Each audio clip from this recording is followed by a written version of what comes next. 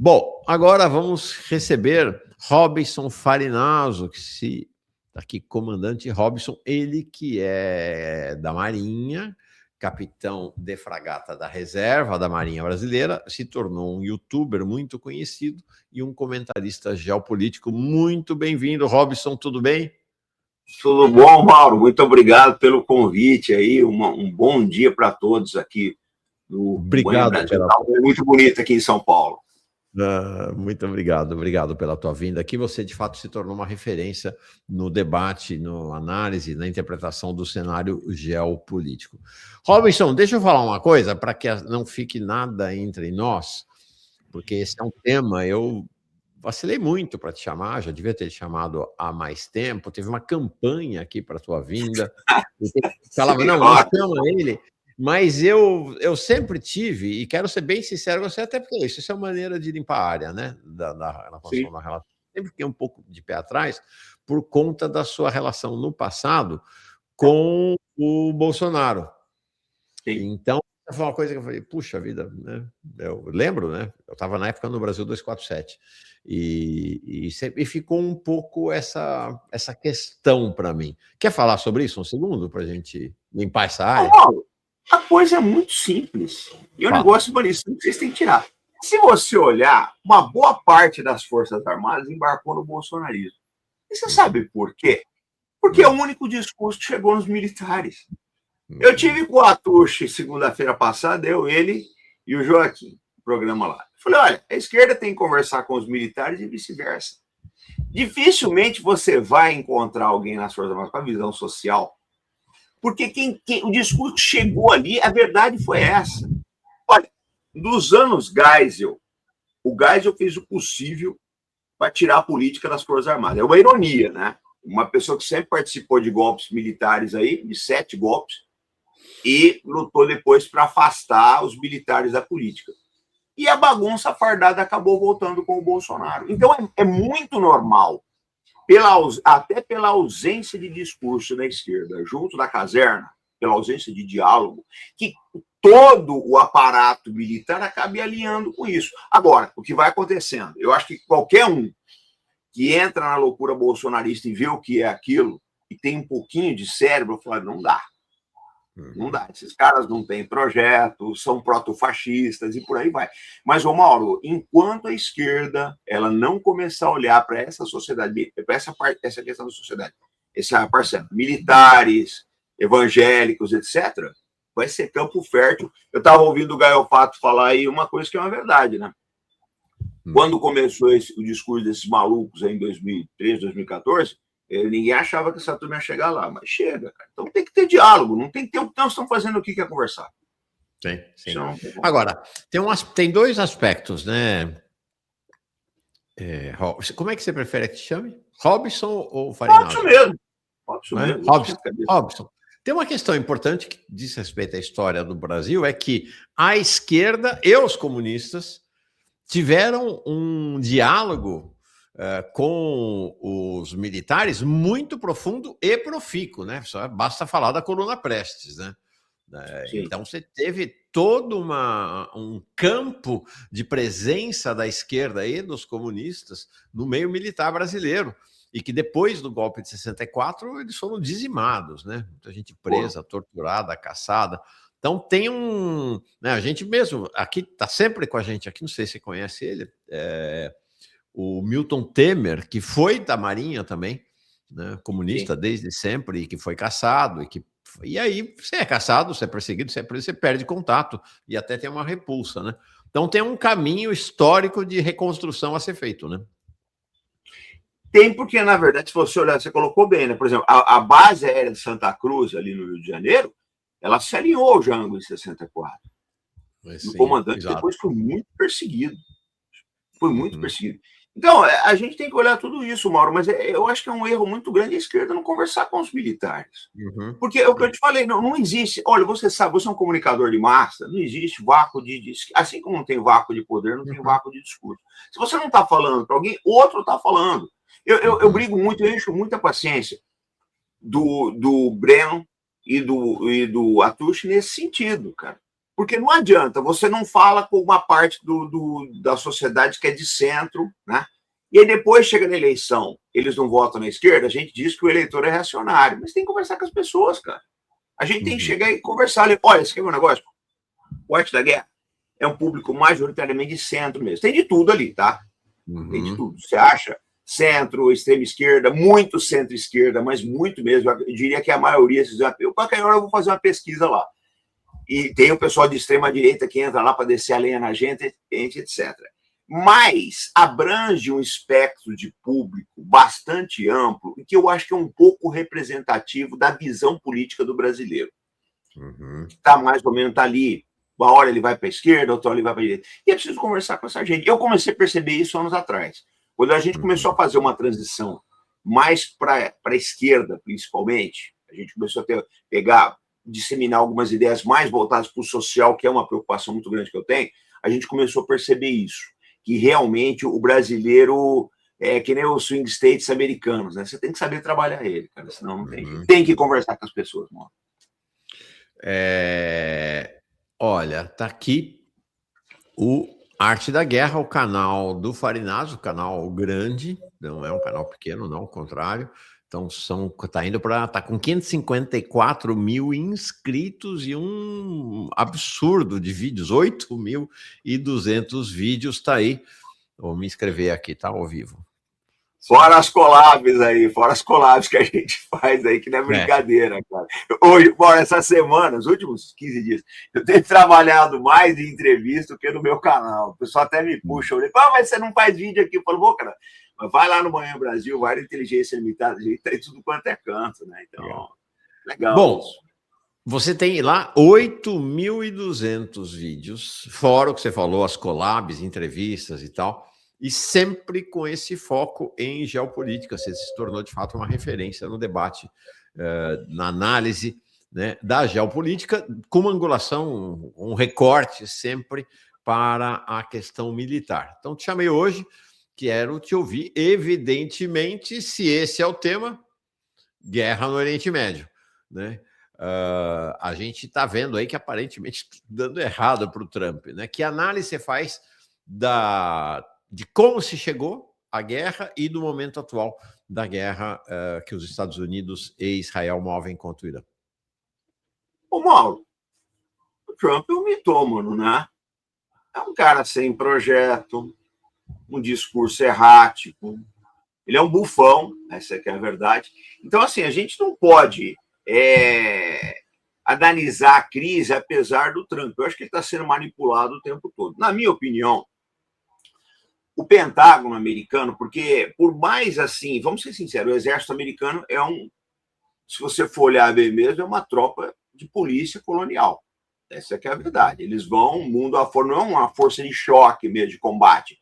Eles estão ali para impor os ditames do imperialismo, de Wall Street, etc. Mas tem muita gente competente lá, a gente não pode negar isso. E essa turma, que tem competência, já tinham falado para o Trump, não vai dar para minimizar o risco do Irã. O Irã é um leviatã militar. E eu acho que o problema do Trump é o seguinte, né? Alguém disse uma vez que quem é que o Trump escuta? Quem falar com ele por último. E o Netanyahu teve várias vezes nos Estados Unidos. O Netanyahu fala inglês muito bem, conhece os Estados Unidos, conhece Washington como ninguém e conhece a personalidade do Trump. O Trump é aquela pessoa que você tem que acariciar o ego dele, tem que massagear o ego dele. Ele é vaidoso. A personalidade dele é desse, o cara vaidoso, com elogios. Porque tem gente que fala, o Netanyahu chantageou ele por causa do Epstein. Eu não acredito nisso. Eu acredito que o Netanyahu ganhou ele no 171 mesmo. E ele convenceu o Trump a ir para a guerra. Está dando muito errado, essa aqui é uma verdade.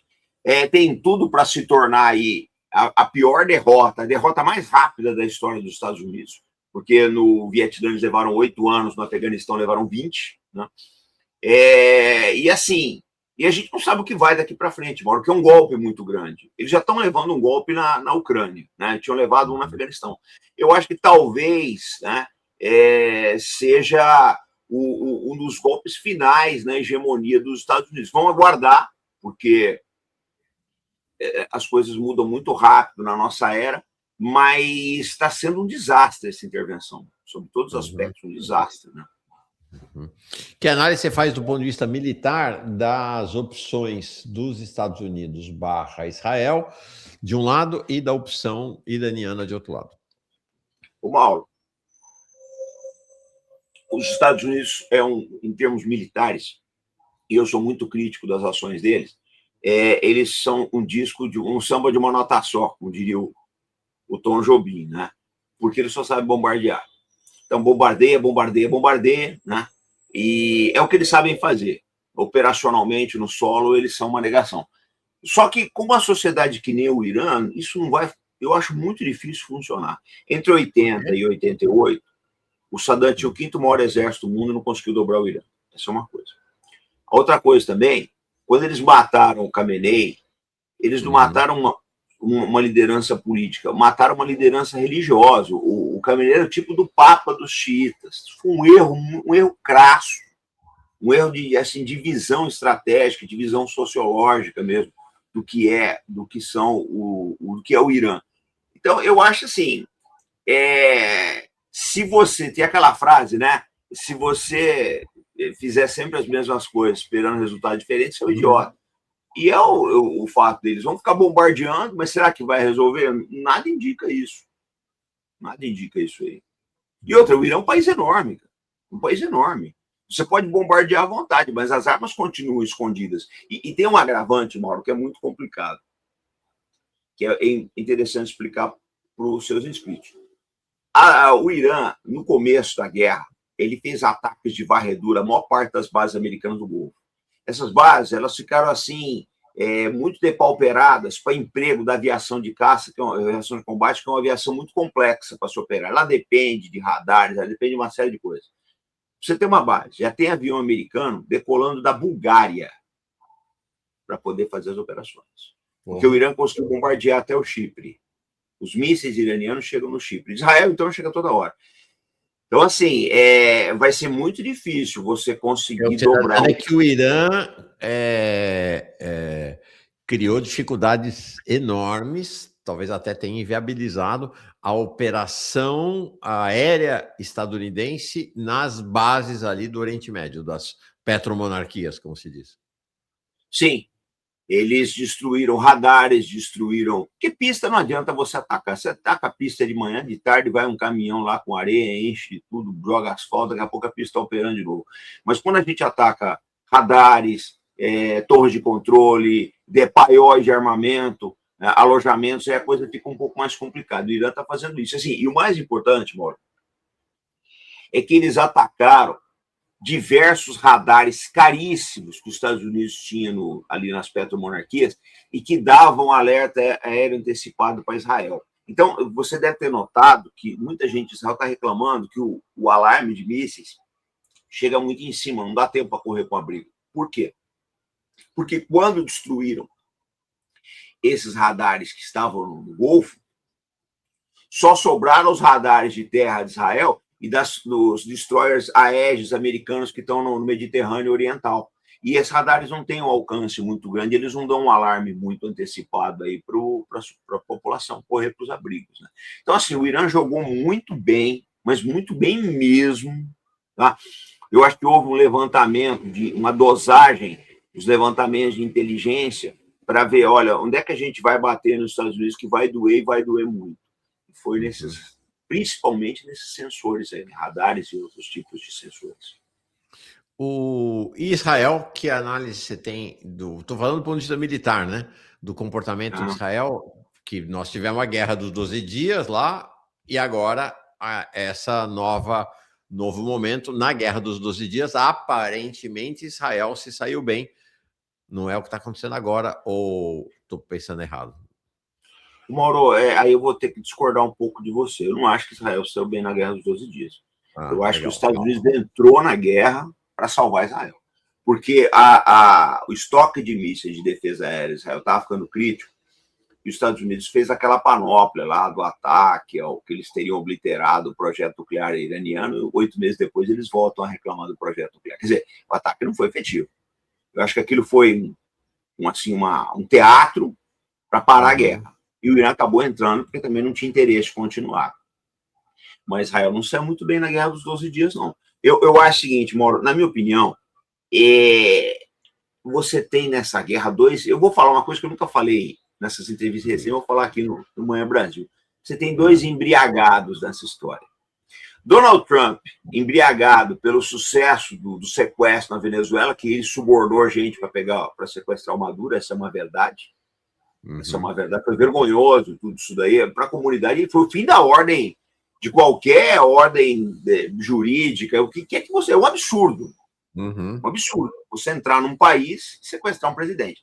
Mas ele achou que a Venezuela ia ser, que o Irã ia ser a mesma coisa. E o Trump, vamos ser sinceros, Mauro, aqui não lê nem bula de remédio. Ele não lê nada, ele não deve ler relatório, nada. E outro Netanyahu, que vamos reconhecer, ele vinha de uma série de sucessos. Por quê? O Netanyahu conseguiu um acordo favorável com o Hamas, patrocinado pelos Estados Unidos, mas conseguiu. O Netanyahu conseguiu o afastamento do Assad na Síria, a queda do Assad, que tirou um inimigo de 60 anos, perdão, obliterou as rotas logísticas do Hezbollah que passavam obrigatoriamente pela Síria, tá? Tirou um adversário estratégico e também enfraqueceu muito o Hezbollah. Então, assim, com assassinato de lideranças, etc. E esse problema que eu falei da Síria aí. Então, o Netanyahu, ele vinha embriagado por esse sucesso, ele vinha já embriagado, o Trump também. E eles devem ter achado, olha, agora você sabe que a pior coisa é você demover uma pessoa que vem de uma série de vitórias, que ela pode ter uma derrota ali na frente. Esse cara é o que está pronto com a derrota. O cara que vem uma série de sucessos. Eu acho que aconteceu isso, os dois, né, se iludiram e agora está aí o desastre, né? Eu digo sempre, né, a arrogância é a mãe de todas as derrotas. Eu também penso assim. O cara ganhou uma, ganhou outra, ele acha que tem o dedo de ouro, né, que onde ele encostar ele vai ganhar. E aí fica arrogante. A vida não é assim, né, Mauro? Nós dois sabemos, né? Quem tem cabelo branco sabe dos tombos que tem a vida. É isso aí o tempo inteiro.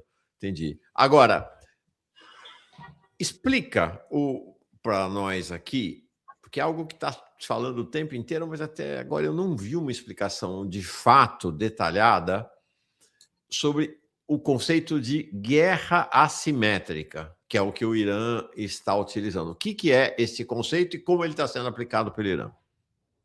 Olha, deixa eu só... Peraí, eu estou colocando teu vídeo aqui para o meu pessoal. Ah, tá bom. Peraí, só um segundinho. Vamos lá. Bota nós aí. Enquanto isso, já vou avisando, hein? Daqui a pouquinho, meio-dia, a Hora da Trabalhadora, nesse março, só mulheres, com a Ana Paula Almada, hoje Caroline Sardá, o que chamam de amor... Opa, o que aconteceu aqui? O que chamam de amor é trabalho não remunerado. Voltando agora com o Robson Farinaso. Fala. Então, vamos lá. O que acontece é o seguinte, eu publiquei um vídeo ontem, tá? Que eu acho que já está dando muita polêmica aí, dizendo o seguinte, que as guerras da Ucrânia e do Irã, são guerras da geração Z. E que os generais, a maior parte dos generais que são boomers, no nosso caso, acho que a gente é X, né? Mas a maior parte são boomers. A gente que nasceu antes de 64, e o Trump mesmo, ele é um boomer. E essa gente não consegue entender que é a guerra da geração Z. Porque você quer ver um negócio? Vamos fazer uma análise bem prática, eu vou falar em números, vai ser bem fácil todo mundo que está aqui nos assistindo entender. Quando você compra um avião de combate hoje em dia, ele custa aí entre 60 e 100 milhões de dólares. No barato, 80 milhões. Por menos disso, você não acha. Nem no Mercado Livre, nem na OLX, nada. Por menos de 80 milhões de dólares, você não bota um avião de combate. Você não traz para o Brasil. Para pensar uma coisa, Mauro. Um drone hoje, um drone tipo do Shahed, custa em torno de 50 mil dólares. Quantos drones você vai comprar com esses 80 milhões? Então, a conta é muito simples na guerra hoje em dia. A conta do Irã é bem simples. Olha, você tem um avião de combate, você vai ter que abastecer ele com combustível de ida e de volta. Você tem preocupação com o piloto. Você vai entregar no máximo 1,5 tonelada, 2 toneladas de bombas, se eu não derrubar o teu avião. o meu drone custa uma fração disso, um milésimo disso aí. Eu levo aí 40 quilos de explosivo, mas eu só me preocupo com o combustível de ida. Eu não me preocupo com... Se for um Shahid, né? Tem drones com mais munição aí. A um preço ínfimo, eu faço a mesma coisa que o seu avião. E eu não tenho que me preocupar com o piloto. Se eu perder o drone é descartável. Isso é uma coisa que eu tento falar sempre aqui nas Forças Armadas Brasileiras, que o drone tem que ser descartável. Usa, joga fora. Então, o Irã está fazendo uso desse tipo de filosofia. Por incrível que pareça, né? Os americanos são preconceituosos contra os iranianos, etc. Você tem que lembrar que você está lidando com uma civilização de 2.500 anos. É gente que fez guerra com Alexandre o Grande, né? É gente que enfrentou invasões mongóis. Esse pessoal está no jogo antes dos Estados Unidos existir. Então, eles estão quebrando a cara justamente por causa disso. O Irã ele consegue fazer uma guerra num custo muito menor, tá? Uma guerra que é muito difícil, Mauro, é muito difícil se defender desses enxames que o Irã usa. Porque, você quer ver um negócio? Quando começou a guerra, no primeiro dia eu estava na TV, passei a tarde na televisão. E aí, vamos entrevistar uma pessoa lá em Israel, e ela falou, não, a gente está surpreso que são poucos mísseis do Irã. Mas a questão não era essa. No primeiro dia, o Irã não estava preocupado com Israel. Isso foi já um erro de análise. No primeiro dia, o Irã estava preocupado com as bases americanas, ele queria tirar os radares. Outra coisa, o pessoal fala, os ataques do Irã diminuíram. Diminuíram porque também diminuiu a defesa de Israel. Antes, o trabalho que o Irã usava 5 mísseis para fazer, ele faz com 1 agora. E o que é pior, eles foram inteligentes, queimaram os mísseis mais antigos primeiro, mísseis aí de 2010, por aí. E agora estão entrando os mísseis mais novos, a geração mais nova, com a Ranchar, etc., com ogivas muito mais poderosas, mísseis com capacidade de fazer desvio das defesas. Aí. Eu vi essa semana eles lançando um vídeo que sobe o míssil de defesa e ele desvia, cara. Chocante. Sim. Não, eles têm, assim, Mauro, é o melhor programa de mísseis do Oriente Médio. Eu já vinha falando isso tem muitos anos aqui no Brasil, fui muito criticado por isso. Não, você não sabe o que você está falando. Olha, a gente sabe, a gente pesquisa muito isso. O Irã tem hoje o melhor programa de mísseis do Oriente Médio, contra o qual a defesa aérea de Israel e dos Estados Unidos pouco pode fazer. Então, assim, a estratégia deles está funcionando. A gente tem que lembrar que a simetria sempre deu certo contra os Estados Unidos, deu certo no Afeganistão, deu certo no Vietnã, e ao que tudo indica, está indo muito bem no Irã, né? É até irônico, né? Porque a ideia que o Ocidente, em especial o Império, projeta é dos muçulmanos, em especial dos xiitas, vinculados então à imagem ao Irã, seriam algo próximo de selvagens, né? O pessoal da selvageria, o pessoal ignorante e tal, contra o império da pós-modernidade, de Hollywood, dos videogames e blá, blá, blá. Agora, o fato, Robinson, que a modernidade ou a pós-modernidade nessa guerra é iraniana, não é isso. O que você está falando é isso. Os Estados Unidos operam com uma lógica, com uma estratégia e com equipamentos do passado. O Irã opera com uma lógica, com uma estratégia e com equipamentos do presente e futuro. Falei aqui outro dia, acho que uns 2 dias atrás.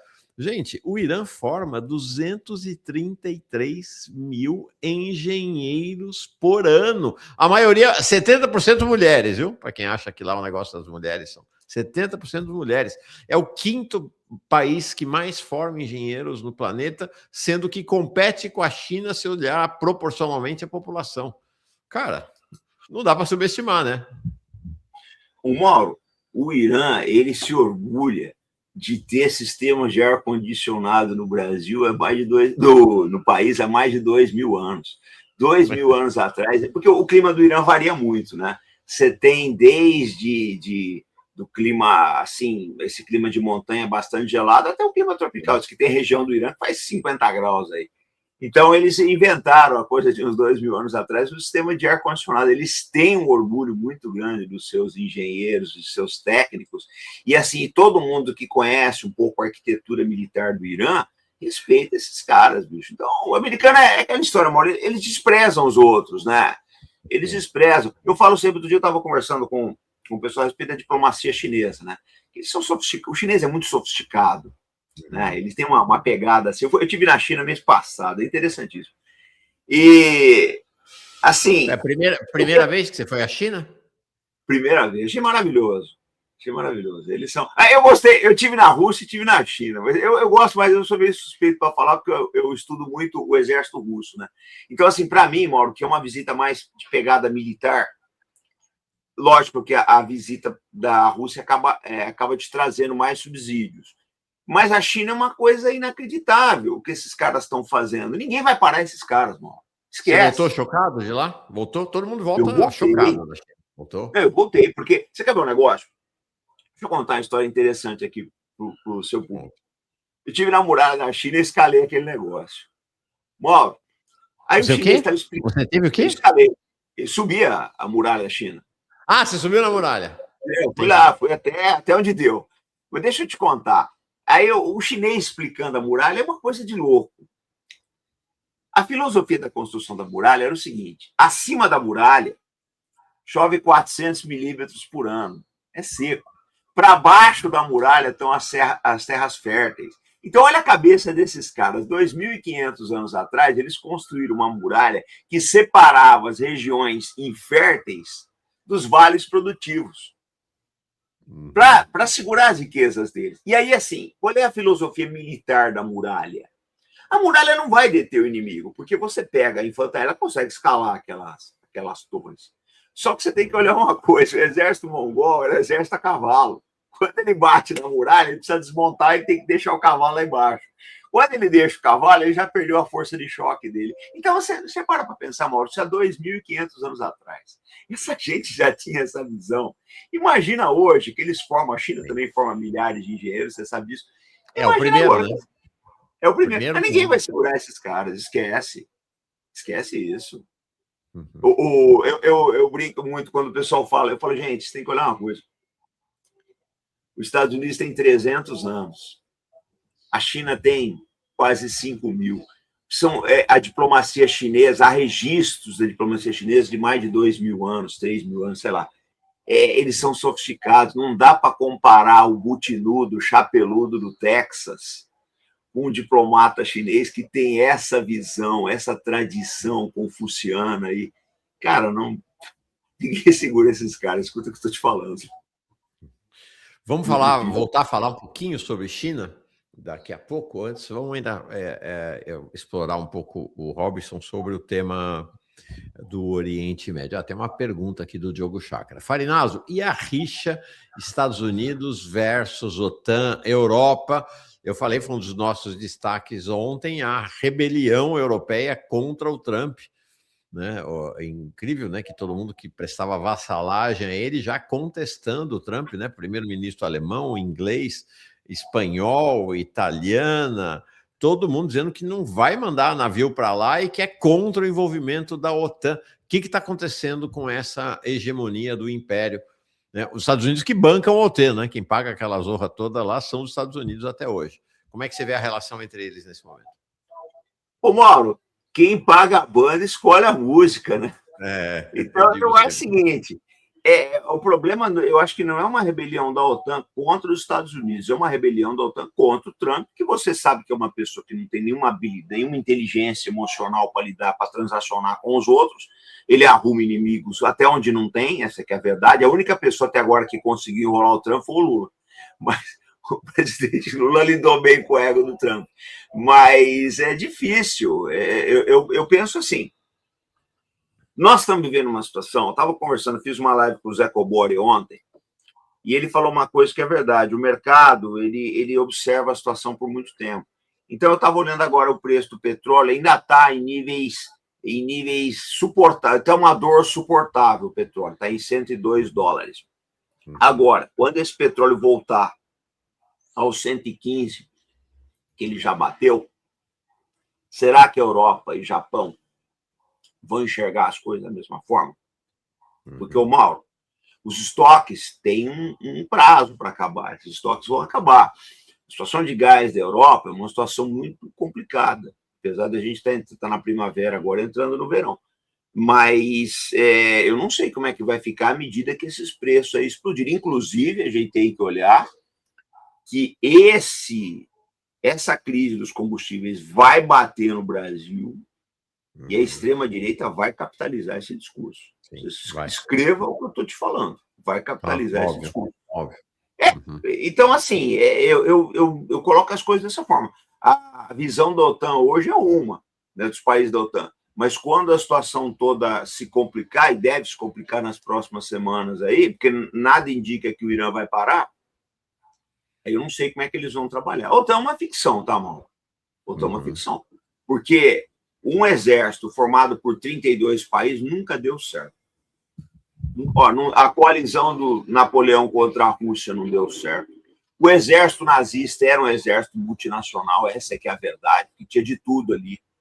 Tinha muito francês no exército, nas Waffen-SS dos alemães, essa é uma verdade. É uma coisa pouco explorada pelos historiadores, é a aliança que boa parte da sociedade francesa fez com o nazifascismo.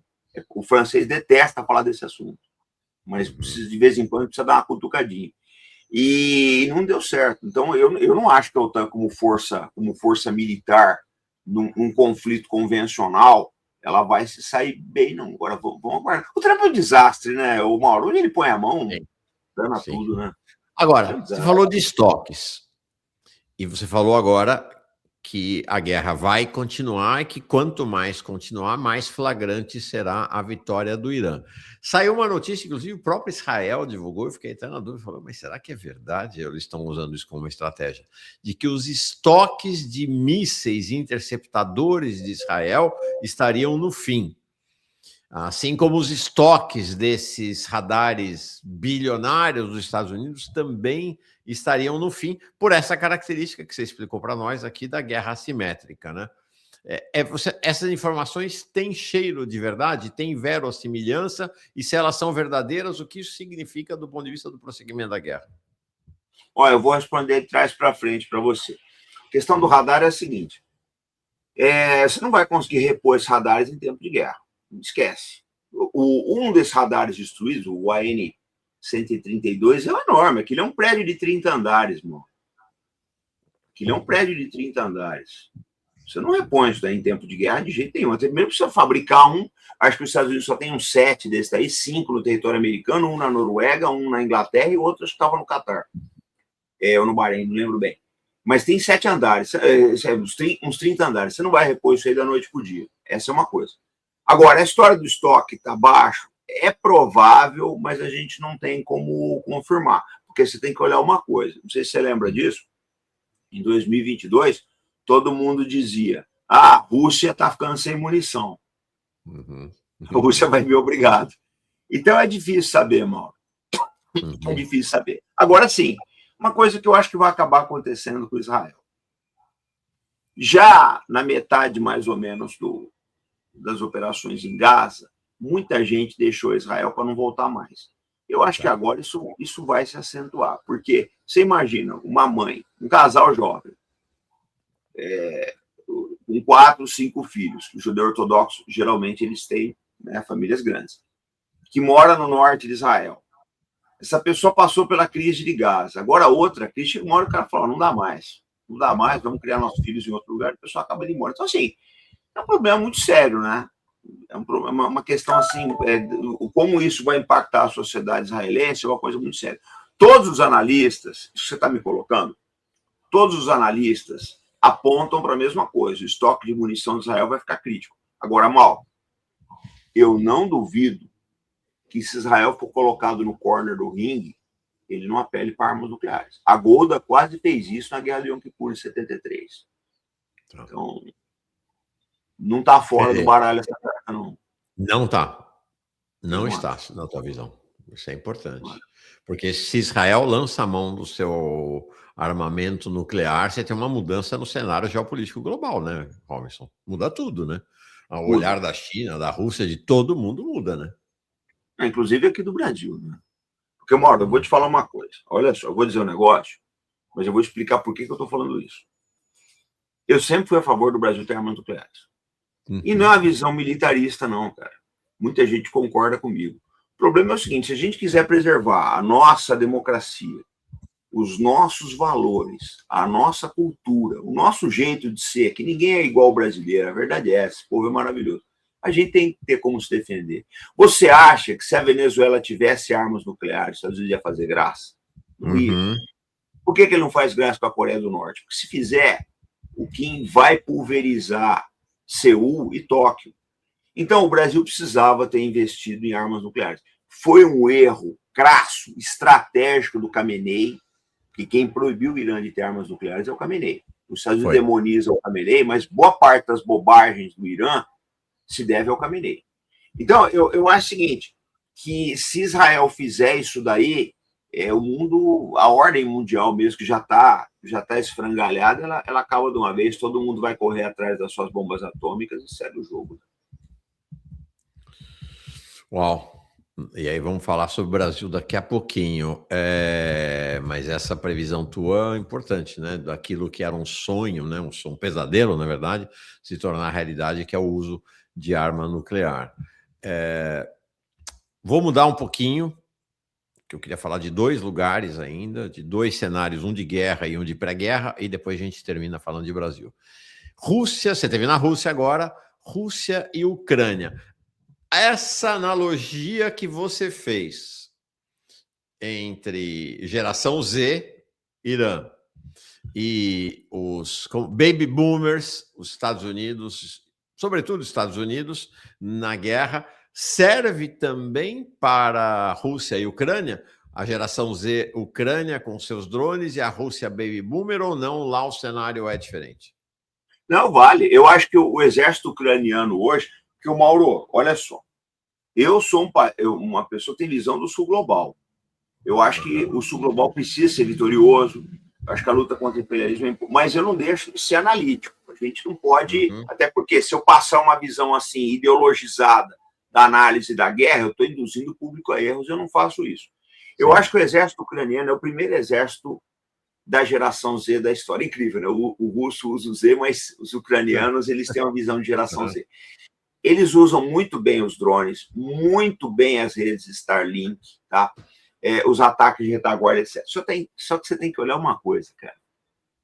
O exército russo, durante uns 80 anos, eles enganaram a OTAN. Porque a OTAN sempre achou que o exército russo era um exército de tanques.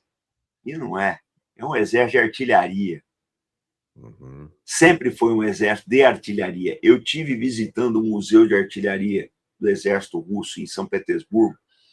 Eu quase acabei sendo preso lá, porque eu fotografei. Estava para fechar o museu, e eu fotografando aqueles mísseis, que eu adoro essas coisas aí, e o guarda atrás de mim, tá fechando, tá fechando. Eu, falando um pouquinho que eu sabia de russo, não, já tô acabando, porque é fantástico. Você leva uns 2 dias para percorrer aquele museu, da quantidade a variedade de peças de artilharia que eles produziram. Muito bem. Então, era um exército de artilharia. Quando começou a guerra na Ucrânia, eu fiquei muito tempo na geladeira das televisões, ninguém me chamava, porque eu sempre defendi que o exército russo ele tem a melhor curva de aprendizado da Europa, ele muda. Ele nunca acabou a guerra do jeito que ele começou. Eu falava isso, o pessoal não acreditava. Muito bem. O que foi que aconteceu? Ele era um exército de artilharia e eles começaram a comprar, o Irã começou a fornecer o Shahed 136 para os russos. Tá? E o que acontece? Eles adaptaram o Shahed, transformaram no Gueran, mudaram completamente o drone, fizeram uma série de modificações, e hoje o exército russo é um exército de drones, assim como os ucranianos. Tá? Então, eu acho que isso vale, eu acho que isso é um fenômeno mundial. Esse negócio que eu apontei, eu acho que esse vídeo, ainda, modéstia à parte, ainda vai virar um clássico. Isso que eu apontei aí da geração Boomer versus a geração Z vale para o Brasil também. Tem uma boa parte dos nossos... Pera, o que você está dizendo é que hoje, diferentemente do que está acontecendo lá no Irã, em que essa transição não foi feita pelos Estados Unidos, no caso da Rússia, ela foi feita. Então, você tem, vamos dizer assim, usando essa sua analogia, uma guerra entre 2 segmentos da geração Z acontecendo, é isso? Sim, eu acho que são. A mentalidade é Z. Eles são boomers, Mas a mentalidade dos caras já é Z. Os caras estão vendo a coisa como Z. Agora, falou, não dá mais. Como é que você explica, né? São 4 anos, é isso, de guerra lá contra a Ucrânia? Sim.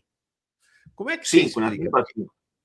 Eu, lá no começo, a impressão que tinha era de que a Rússia ia atropelar a Ucrânia. Até, lembra-se daquela fileira de 50 quilômetros, né, de blindados e tanques russos entrando pela Ucrânia, de que ia chegar em Kiev, que ia detonar, que ia... Blá, blá, e alguma coisa deu muito errado ali, né? Que a guerra está aí, 5 anos de guerra, né?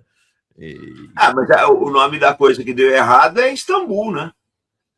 Houve uma reunião em Istambul entre russos e ucranianos, né? E o Zelensky já estava para ceder o que a Rússia queria, só que os britânicos entraram aí e falaram, não, a gente vai ajudar você. Aí foi um pacote ali, mais de quase 1 trilhão de acho que 600 bilhões de euros que eles colocaram até agora na Ucrânia, e a Ucrânia está resistindo. A verdade é essa, se você for olhar bem, Mauro. Não é uma guerra da Rússia contra a Ucrânia, é uma guerra da Rússia contra a OTAN. O exército ucraniano é só a frente da coisa. 70 brasileiros já morreram na guerra da Ucrânia, Mauro. É 14% do que a gente perdeu na Segunda Guerra Mundial. 500 brasileiros já foram lutar na Ucrânia. É uma guerra internacional, a gente não tem dúvida. A Rússia não está lutando só contra a Ucrânia. Ela está lutando contra a Ucrânia, contra a aviação americana que faz reconhecimento, contra os satélites americanos. Tá? O exército ucraniano é um zoológico, a gente chama de zoológico logístico, porque eles têm blindados alemães, poloneses, artilharia francesa, artilharia, defesa aérea italiana, eles têm de tudo. Então, uma guerra, praticamente, é quase uma guerra mundial, né? Só que a Rússia está dando troco agora no Irã, né? Sim.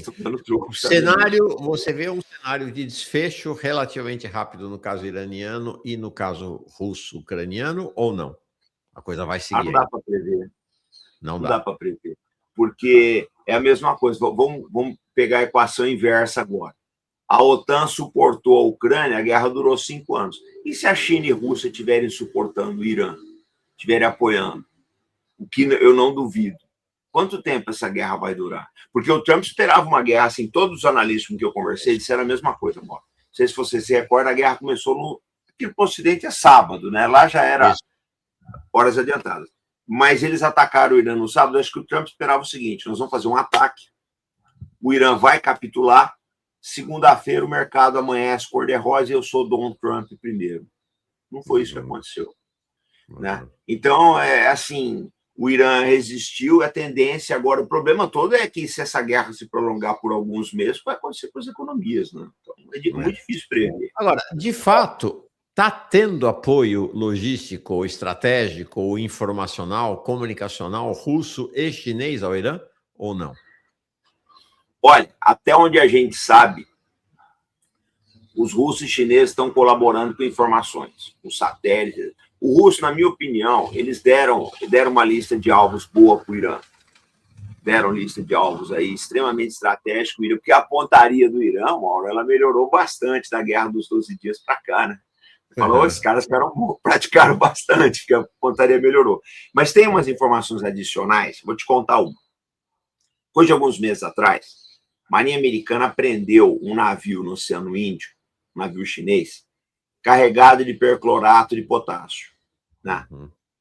E o que acontece? Esse perclorato é a base, potássio ou sódio, agora esqueci, é a base do perclorato de amônia, que é combustível para foguete. O Irã está proibido de comprar perclorato de amônia, ele não consegue comprar no mercado. Então ele compra esse perclorato de sódio aí da China, né? E transforma em perclorato de amônia, que é o combustível para foguete. Esse navio estava carregado de perclorato de sódio e de giroscópicos. O perclorato é para o combustível dos foguetes e o giroscópio é para orientação backup, para substituição de sistemas satelitais.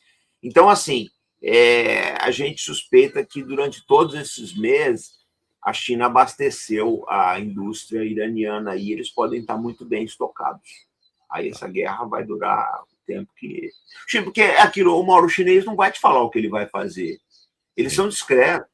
Por natureza, eles... não é que nem o americano que é espalhafatoso, eles falam nada, vão fazendo e a hora que você vê, isso já está enrolado, né? Então, já que você falou de China, vamos para a China, depois quero voltar para a Europa, para a Rússia e depois para o Brasil. China, como é que você está vendo neste cenário a questão China, Taiwan, Estados Unidos? É algo que vai ficar dormente ou isso pode virar crítico a qualquer momento? Eu acho que se virar crítico não vai ser por causa da China, só os Estados Unidos errar o movimento ali, porque o chinês tem paciência, eles vão absorver Taiwan, sabem disso, que é inevitável, é o mesmo país, né? Eu moro no mesmo povo, não tem diferença, não tem diferença, né? E muita gente em Taiwan já está enxergando que a melhor maneira é se integrar mesmo com a China. Eu acho, olha, eu digo sempre o seguinte, se você olhar bem mesmo, a maior obra militar da China até hoje foi a muralha, que é uma obra defensiva. O chinês, ele trabalha de forma defensiva. Eu acho muito difícil eles irem à guerra por Taiwan, só se você vê que não tem jeito. Você vê em 50 intervenção chinesa na Coreia. Por que o Mao decidiu intervir? Porque ele era a única saída que ele tinha. O Mao enxergou o seguinte, se esses caras chegarem no Rio Yalo, eles vão entrar na Manchúria, acabou a Revolução Chinesa. Todas as nossas conquistas vão morrer. Então, não tem saída. A gente vai ter que combater esses caras na Coreia. Foi o que eles fizeram muito bem feito.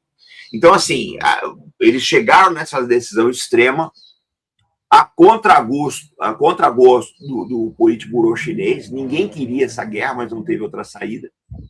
Precisaram ir. Então, assim, eu acho que Taiwan, a China só vai rugir militarmente se os Estados Unidos errarem, quiserem fazer a independência de Taiwan, etc. Mas aí a China, uma coisa é certa, Mauro. Se a China reagir, vai ser uma coisa avassaladora. Os Estados Unidos vai se arrepender muito, muito, de ter provocado uma reação militar chinesa. Era melhor não fazer nada. Uhum. Uau. Eu mostrei hoje aqui a avaliação desse sujeito, Ilan Goldenberg, um importante consultor geopolítico lá nos Estados Unidos, trabalhou no governo Obama, mesmo hoje ele é consultor do vice-presidente, do atual vice-presidente para o Oriente Médio, a especialidade dele é Oriente Médio, e ele faz uma análise extremamente crítica em relação a condução do Trump lá. Né? Essa coisa que você está falando não tem muita... É óbvio, né? E ele termina o texto dele dizendo o seguinte, o grande vencedor dessa situação até agora chama-se Vladimir Putin e a Rússia será grande favorecida por esse conflito no Irã e suas repercussões sobre a Europa. Você concorda? Não, eu concordo. Deixa eu só colocar uma coisa, eu vou comentar o comentário do Goldenberg. Ó, fica de olho nesse vice-presidente dos Estados Unidos. Por quê? Porque esse cara já está vendo que a cadeira está no alcance dele. Fica de olho. Esse cara é novo, pode ver que ele está quieto. Esse cara é novo, ambicioso, muito bem relacionado, ele é cria do Peter Thiel, tá? Uhum. Ele está evitando se meter nessa história aí, porque ele já viu que isso aí é furada, e ele sabe que se o Trump cair, quem assume é ele. Ele sabe. Então, ele já entra no modo Temer, né? Uhum. Preciso explicar? No modo Temer. Olha, você sabe que vice é uma coisa complicada. Eu vejo assim, eu não duvido que o Trump acabe sendo... Se essa crise do Irã continuar mal do jeito que vai, eu não duvido que o Vance acabe se tornando o próximo presidente dos Estados Unidos, não. Mas, ô Mauro, eu acho assim, isso que o Goldenberg falou aí é uma coisa que todo mundo que é sensato nos Estados Unidos está percebendo. Era uma guerra que não tinha um plano B, o Trump não tinha. Olha, a gente como militar, você sempre tem um plano de contingência. Você inicia uma operação, qual é o plano de contingência? Olha, por exemplo, eu falo sempre para o meu pessoal, falo, olha, você vai montar uma operação, tem a entrada e tem a saída. Ela tem que ter uma saída, tem que ter o B, a saída. Como é que nós vamos sair disso? Se você montar um plano e não tiver uma saída, refaça, que você vai se dar muito mal. É o caso do Trump, ele não tem saída. Eles vão ter que capitular. A não ser que aí a gente vai chegar no Putin. O Putin diz, né, já está ganhando 150 milhões de dólares a mais por dia com a venda de petróleo. Porque estava vendendo petróleo descontado, agora está vendendo a preço de mercado. Está vendendo a 50 dólares, estava vendendo a 50 dólares, hoje está vendendo a 102. Ele não deve estar muito triste. Essas armas que vão para o Irã deixam de ir para a Ucrânia, né? As monarquias, as petromonarquias do Golfo estão perdendo a confiança nos Estados Unidos, a possibilidade da Rússia e da China conseguirem base ali no futuro é grande.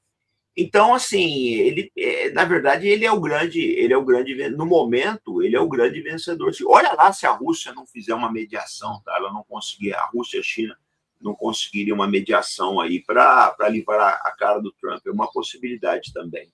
Mas o Goldenberg mandou bem. Eu acho que o Putin é o grande vencedor no momento. Ele sabe jogar, né? Ele joga muito bem, Mauro. Sim. É um bom jogador. Sim. E agora, voltando agora para Brasil. Entrevistei mais cedo, e eu sei que você gostou de eu ter entrevistado ele, o Weller, presidente do Sindicato dos Metalúrgicos de São José dos Campos, que desenvolve uma luta histórica de muitos anos em defesa da Avibraz. Robson, praza aos céus. O Brasil teve e tem condição de reativar, me parece, em prazo relativamente rápido, uma indústria bélica para um mundo que está caminhando para a Terceira Guerra Mundial, que tudo indica. Cara, como... Fala. Não, conclui teu raciocínio que eu quero falar do... Não, a questão é isso, teve a Engesa lá atrás. Agora, a Avibraz, cara, me parece absolutamente estratégica. A Avibraz é capaz de fabricar míssil e drone, colocar o Brasil na vanguarda. Cara, como é que esse governo Lula deixa a Avibraz morrer do jeito que está morrendo? São só os trabalhadores que estão lutando por ela, cara. Mas, o Mauro, você tem que olhar que a questão da Avibraz é muito anterior ao Lula, né? Não, já sim, é a terceira aí. Eu acho que é a terceira crise que a Avibraz... Desde os anos 90, né? Sim. Porque esse é o negócio, isso que eu quero falar para vocês. Eu mandei para você, depois, se você puder, você coloca aí para gente. Eu mandei assim, nós estamos fazendo uma petição, né? O canal Fala Sério, ele fez um abaixo-assinado para a gente conseguir uma medalha militar aí para o Sindicato dos Metalúrgicos, tá? Por que eu estou falando isso daí? Porque se a gente conseguir isso... É honra militar no Brasil, vai ser muito interessante. Legal. Mas... Oi, fala. Estou botando na tela aqui. Tá, o que acontece? Se a gente conseguir isso daí, a gente amarra definitivamente a defesa brasileira com os interesses, com a Avibraz. Precisa haver um comprometimento. O Weller foi um leão, nós estivemos juntos em Brasília, a gente saiu em caravana aqui, de São José até Brasília, o pessoal do Fala Sério, né? O Ricardo Amadés foi comigo aí, eles se empenharam bastante na luta aí. Nós fomos recebidos na Câmara, tá? Uma audiência pública do deputado Boulos, que agora é secretário de governo. Então, eu acho o seguinte, é imprescindível a luta pela Avibraz. Mauro, eu vou ser sincero com você. Se fosse hoje a Engesa, a gente não ia deixar ela quebrar. A gente ia brigar por isso. Uhum. A Engesa, na época, não tinha como, assim, foi falta de visão estratégica, uma série de coisas que eu não vou nem entrar ela não volta mais, infelizmente, mas nós temos a Avibraz hoje, a gente não pode deixar quebrar ela. E por quê? Porque a Avibraz é a empresa, a maior empresa de foguetes do hemisfério sul do planeta. Vou repetir, a Avibraz é a maior fabricante de foguetes do hemisfério sul do planeta. O Brasil não pode deixar quebrar essa empresa de forma alguma. Mas de forma alguma. Olha, o que a Rússia fez quando acabou a União Soviética? Ela fechou as fábricas dela? Não. Pegou o encerado, uma lona, botou em cima das máquinas, passou o cadeado, foi cuidar da vida. Quando começou a crise ucraniana, entra na fábrica, tira o encerado, varre o pó, começa a trazer funcionário, treinar os caras de pau na máquina. Hoje a Rússia é a maior fabricante de munição de artilharia 155mm do planeta. Por quê? Eles tiveram essa visão estratégica, uma visão que nós não temos aqui no Brasil. E outra, a Avibraz, ela é responsável por 1.400 empregos em São José dos Campos e diretos, da empresa. Fora o cluster, né? Assim, as empresas que fornecem insumos para a Vibraz, não só em São José dos Campos, mas em diversas cidades do Brasil. Ela gera divisas para o Brasil através da exportação, né? Arrecada receitas, então é bastante importante. E o sindicato dos metalúrgicos de São José dos Campos, presidido pelo Heller Gonçalves, teve um papel fundamental nessa luta. O Heller fez um barulho tremendo. E a gente sempre ajudando ele também, aí eu indicava ele para... Sempre falo, eu conheço muitos produtores de conteúdo, eu falo, chama esse cara aqui, vocês têm que ouvir ele. Então, é muito importante agora, eu acho que o coroamento, que a Vibraz está voltando. Ela voltou essa semana. O coroamento vai ser a gente conseguir essa medalha para o sindicato. Porque a partir do momento, né, que o presidente conceder essa medalha, a gente fazer um barulho na imprensa, eu acho que a defesa ela se vinculou à Vibraz. Ela não pode ser assim meramente contemplativa. A defesa precisa se envolver efetivamente com a indústria de defesa nacional, porque, Mauro, não existe potência militar com armamento emprestado. Ou a gente fabrica, ou a gente vai ficar na mão de outras potências. O Irã fabrica tudo que ele precisa. Olha o que o Irã está fazendo. Não, é o que o Heller disse aqui mais cedo, né? Tá tendo licitação lá do governo Lula, Ministério da Defesa, e o governo Lula compra armamento dos Estados Unidos, de Israel, da Itália, armamentos todos eles fabricados pela Vibraz e não compra da Vibraz. Chocante, cara. Não, precisa mudar isso aí. Isso tem que... Mas, Mauro, a questão de defesa, vamos ser sinceros, a defesa é um mundo à parte dentro do governo. Qualquer governo. Qualquer governo. A defesa é um planeta à parte, e não pode. Precisava estar integrado à sociedade. Olha o que o Petro fez na Colômbia, né? Só assumiu o poder, mudou toda a cúpula militar da Colômbia para assumir o controle. Sim, mas não basta só isso, uma hora a gente tem que ter uma reforma de mentalidade no Brasil. Sim. Tem que ser feita uma reforma. O Zé Dirceu bate muito nisso, é uma coisa que o Carlos Fico, diversos autores, tem aquele rapaz que escreveu Fazer com os Militares, aquele livro, Domingos, Manuel Domingos. Manuel Domingos, grande amigo. Uhum. Sim, eu tenho o livro dele, muito bom. É preciso uma reforma de visão de mundo. O militar não pode mais ficar olhando o mundo sob a ótica da Guerra Fria e nem sobre aquela questão de defesa interna. A questão de defesa interna, ela tem que ser retirada completamente do arcabouço militar. A gente tem que estar voltado aí para o mundo que está vindo aí. Sim. Você conversa com o militar chinês, conversa com o militar russo, conversa com o militar iraniano, eles têm uma noção muito clara do que é imperialismo. A gente não tem no Brasil, uma verdade. Tem gente que nas Forças Armadas que acha que o imperialismo é invenção da esquerda. Pelo amor de Deus, cara. Está mais do que claro que essa coisa existe. Né? Então, eu acho que precisa ter essa reforma. Agora, Mauro, não adianta, eu torno a dizer aquilo que onde começou a nossa conversa. Se a esquerda não conversar com os militares, essa situação vai se perpetuar, é uma verdade.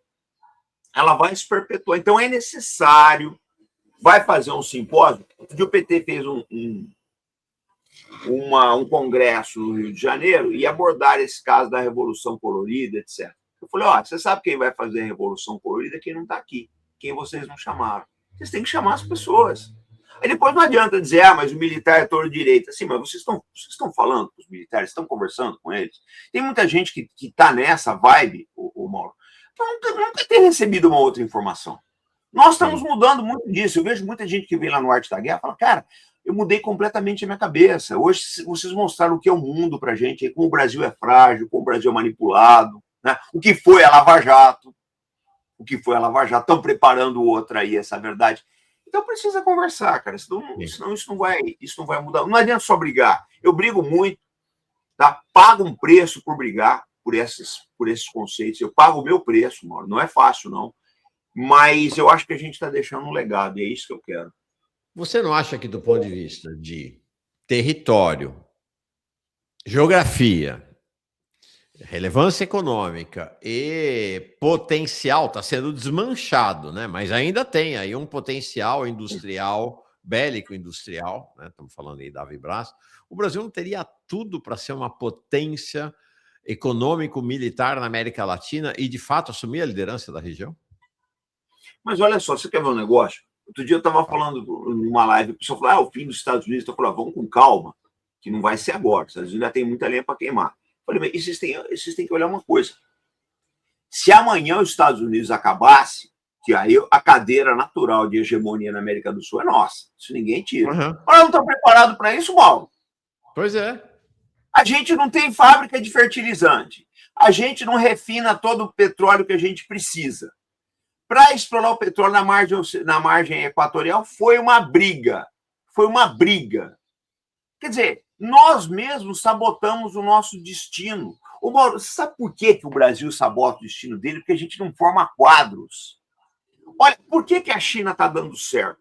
Porque há mais de 100 anos o Partido Comunista Chinês forma os quadros que vão dar uma direção para a nação, para as nações, né, que são 56 nacionalidades da China.